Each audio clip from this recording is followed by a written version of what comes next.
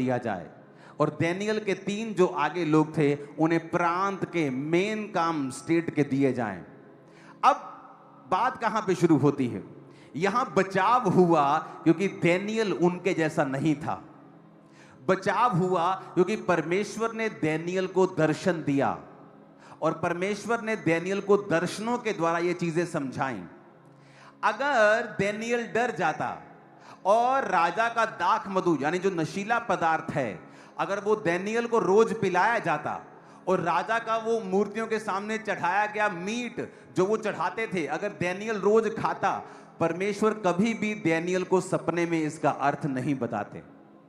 वचन में लिखा है दाख रस के मतवाले मत बनो, क्योंकि जो कोई व्यक्ति शराब के नशे में रहता है उसकी आत्मा हिली हुई होती है। एक चूहे जैसा व्यक्ति भी शराब पी के शेर के जैसी बातें करता है। क्यों? क्योंकि उसकी आत्मा जो है शराब स्पिरिट के ऊपर फर्क डालती है, वो दलेर कर देती है आदमी को।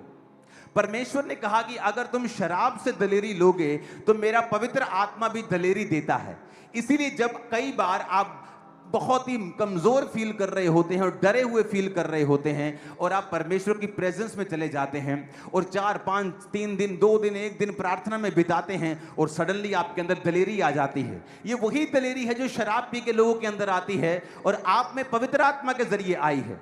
इसलिए नए नियम में परमेश्वर ने कहा कि अगर तुम्हें शराब पीनी है तो फिर पवित्र आत्मा तुम्हें वो दलेरी नहीं दे सकता, क्योंकि वो दलेरी या तो तुम शराब से ले सकते हो या पवित्र आत्मा से ले सकते हो।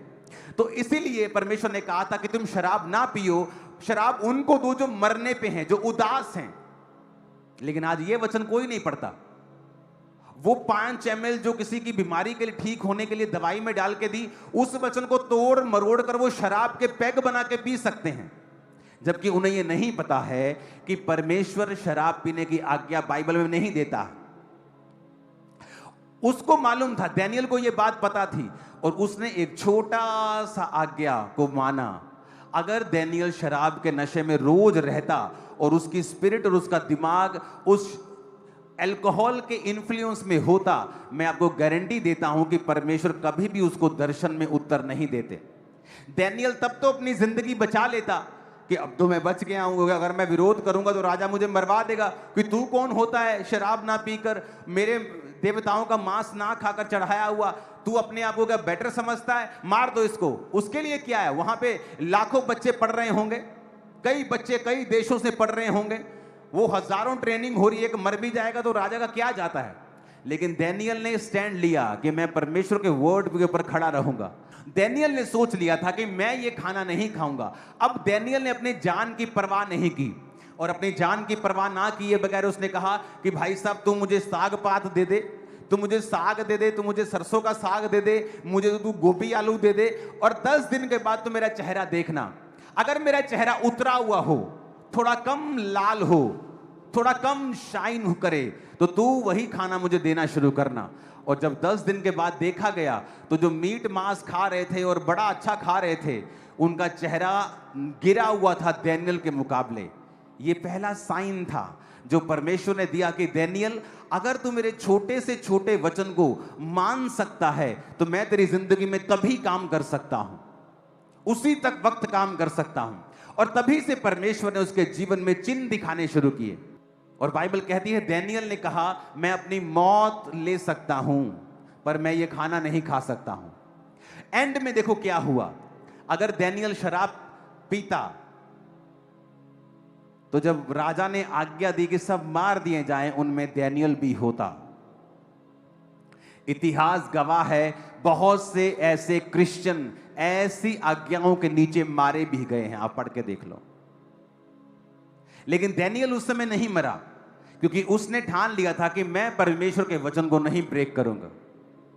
आप किसी के यहां काम करते हैं, वो छोटी सी 100 रुपए की चोरी आपके ग्रेटेस्ट फ्यूचर को खत्म कर रही है। वो 5 मिनट का व्यभिचार वो आने वाली ग्रेटेस्ट ग्लोरी को आपकी लाइफ से खत्म कर रहा। वो 5 मिनट की चुगली, वो किसी के साथ जेलसी, वो किसी को डाउन करने के लिए योजनाएं बनाना, परमेश्वर के घर को पॉलिटिकल घर बना देना, वो तुम्हारी ग्लोरी को डिम कर रहा है, डाउन कर रहा है, और तुम ये बात को समझ नहीं पा रहे हो। वो तुम्हारी ग्लोरी अगर डाउन हुई तो जो फ्यूचर में परमेश्वर ने तुम्हारे लिए रखा हुआ है वो तुम तक कभी नहीं पहुंचता, क्योंकि तुमने अपने हिस्से को पहले लेने की कोशिश की है। या तो तुम उस एक्साइटमेंट को पहले ले लो 5 मिनट की, और उसके बाद जो फुल लाइफ में एक्साइटमेंट होने वाली है वो तुम छोड़ दो, तो या तो फिर परमेश्वर के वचन पे खड़े रहो। आज सबसे इंपॉर्टेंट है, क्या आप परमेश्वर के वचन के ऊपर चलते हैं या नहीं चलते हैं। अगर आप क्रिश्चियन हैं, आप हमेशा टाइथ निकालेंगे। अगर आप क्रिश्चियन हैं, आप रोज प्रेयर करेंगे। अगर आप क्रिश्चियन हैं, आप कभी चोरी नहीं करेंगे, चाहे आपके बच्चों को भूखा रहना पड़े। अगर आप क्रिश्चियन हैं, आप कभी भी परमेश्वर की देह की बदनामी नहीं करेंगे, आप कभी दूसरे व्यक्ति को डाउन करने की कोशिश नहीं करेंगे। बहुत से लोग ऐसा करते हैं, फिर बीमार हो जाते हैं, फिर दुखी हो जाते हैं, फिर पब्लिक में कुछ बताते नहीं, चुपचाप तौबा कर लेते हैं, मेल मिलाप कर लेते हैं, क्योंकि उनको वो दुख पता लगता है कि परमेश्वर ने जो उन्हें दिया है और वो परमेश्वर में सही चल रहे होते हैं, इसलिए परमेश्वर उनको ऐसी ताड़ना देता है। जो सही नहीं चल रहे होते उनको तो वो बर्बाद भी कर देता है। तो हमें ये समझना होगा कि परमेश्वर अपने वचन से प्यार करता है, वचन के जरिए ही उत्तर देता है, वचन के जरिए ही चंगा करता है, वचन के जरिए ही आजाद करता है, वचन के जरिए ही नेक्स्ट लेवल पे लेके जाता है। हालेलुया। आप देखो, आज क्रिश्चियनिटी में बहुत से लोग हैं, बहुत से अमीर लोग भी हैं, बहुत से इन्फ्लुएंशियल लोग भी हैं, लेकिन अगर आप देखेंगे परमेश्वर उनके द्वारा प्रभावित कामों को करने में कामयाब नहीं होता। क्यों? क्योंकि उनका जो जीवन है वो अनॉइंटिंग और वर्ड के अंदर पूरी तरह छुपा हुआ नहीं है। बहुत सी ऐसी चीजें हैं जो वचन के साथ वो ब्रेक करते हैं, इसलिए परमेश्वर उन्हें अच्छी पोजीशन पे होते हुए भी इस्तेमाल नहीं कर पाता है। बाइबल पढ़ के देख लो, कौन थे ग्रेट आदमी जिन्होंने दुनिया को बदला है? वो जिन्होंने छोटे होते से ही, मेरे बच्चों को मैं छोटे होते से ट्रेन किया है कि छोटी बात पर भी झूठ नहीं बोलना है, गलती होने पर भी झूठ नहीं बोलना है, चाहे मार पड़े तुम्हें।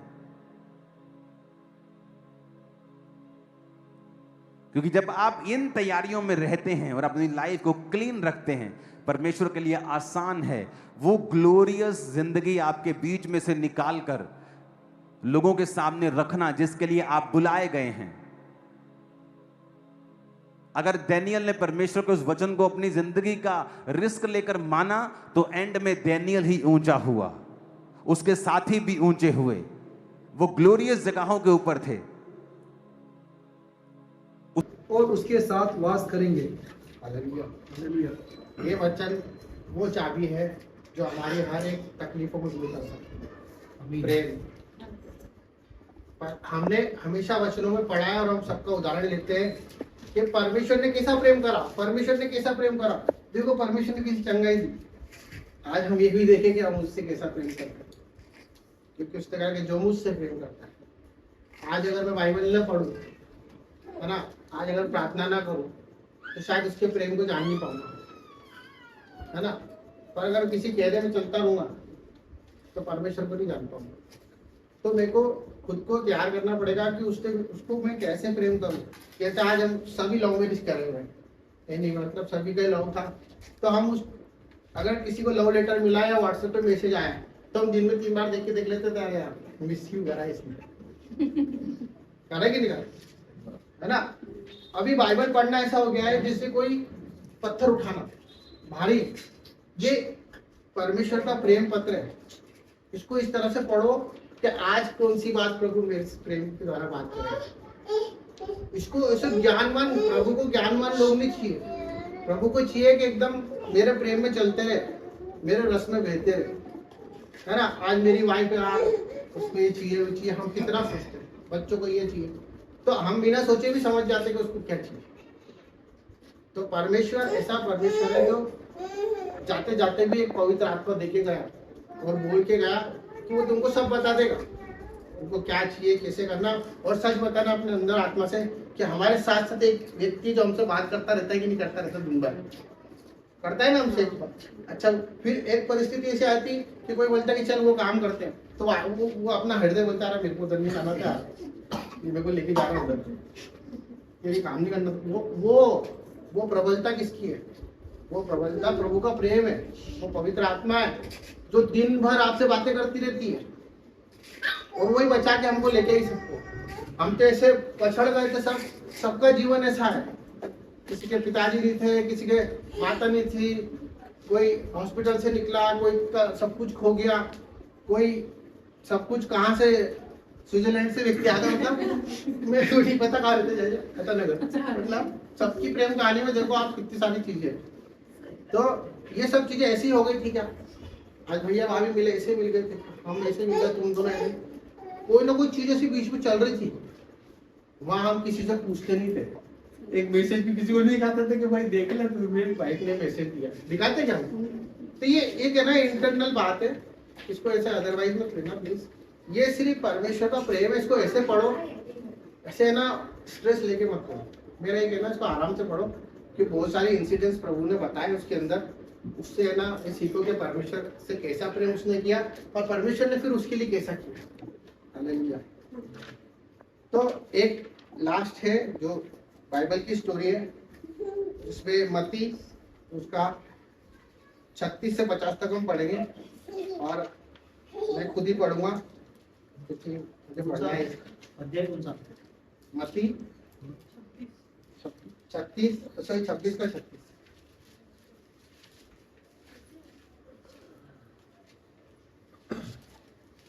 ये एक ऐसा इंसिडेंट है जहाँ पे परमेश्वर है ना एक नॉर्मल बातें कर रहा है, मतलब ऐसी कोई महान बातें नहीं हो रही है, बिल्कुल ऐसी नॉर्मल बातें हो रही जो आज हम लोग करते हैं। अब जब हम शुरू में देख रहे थे यूहन्ना जिसके वचन में हमने पढ़ा कि परमेश्वर प्रेम चाहता है,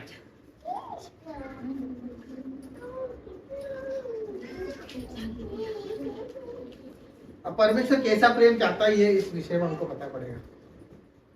देखो ये है 36वां वचन। तब यीशु अपने चेलों के साथ गस्तमनी नामक एक स्थान में आया और अपने चेलों से कहने लगा। किससे कहा? चेले कौन है? उसके चुने हुए। कौन है? जो उसके साथ रहते थे। कौन है? जो दिन रात हालेलुया बोलते थे, जो परमेश्वर को बहुत उठा के रखते थे। अरे आप जैसे तो कोई भी नहीं प्रभु, आप ही हो सब कुछ, मैं तो आपके बिना रह नहीं सकता। वो 3 लोग कौन थे?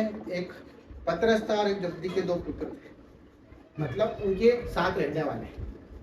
अब ये जो है ना इंसिडेंट बहुत दुख भरा है।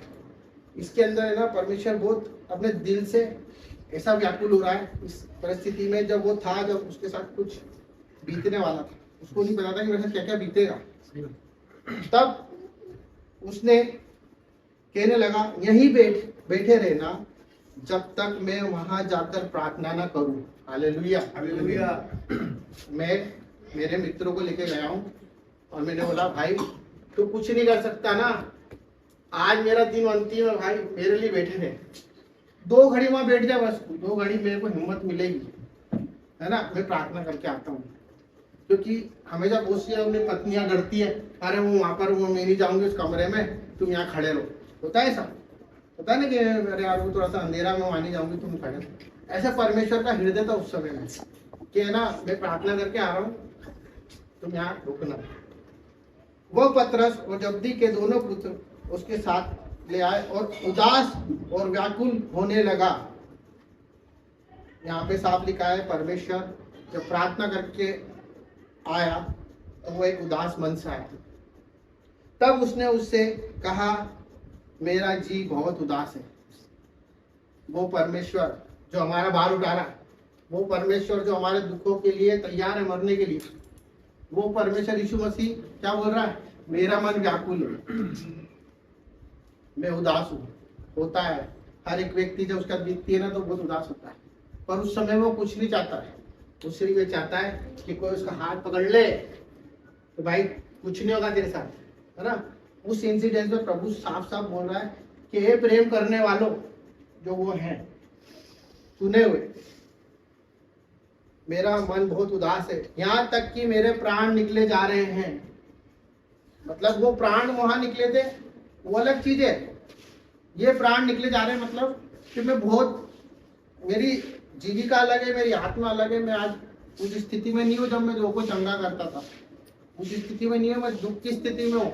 आज मैं तुमसे एक्सपेक्टेशन रखता हूँ, है ना, तुम यहीं ठहरे रहो, मेरे साथ जागते रहो। हालेलुया। क्या प्रेम मांगा? तुम मेरे साथ जागते रहो, है ना। फिर वो थोड़ा और आगे बढ़ा और मुंह के बल गिर गया। अब मुंह के बल कौन गिर सकता है? वो जो लोगों को खड़ा कर रहा है वो मुंह के बल गिर गया।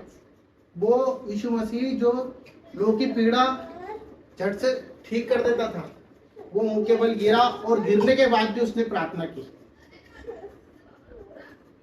प्रार्थना की, हे मेरे पिता, यदि हो सके तो ये कटोरा मुझसे टल जाए। हालेलुया। ये कटोरा टल जाने का मतलब क्या? एक बुरी परिस्थिति उसके ऊपर आ रही थी, वो ये नहीं चाहता था कि प्रभु ये चीज को हटा दे मेरे से, टल जाए। टल जाए मतलब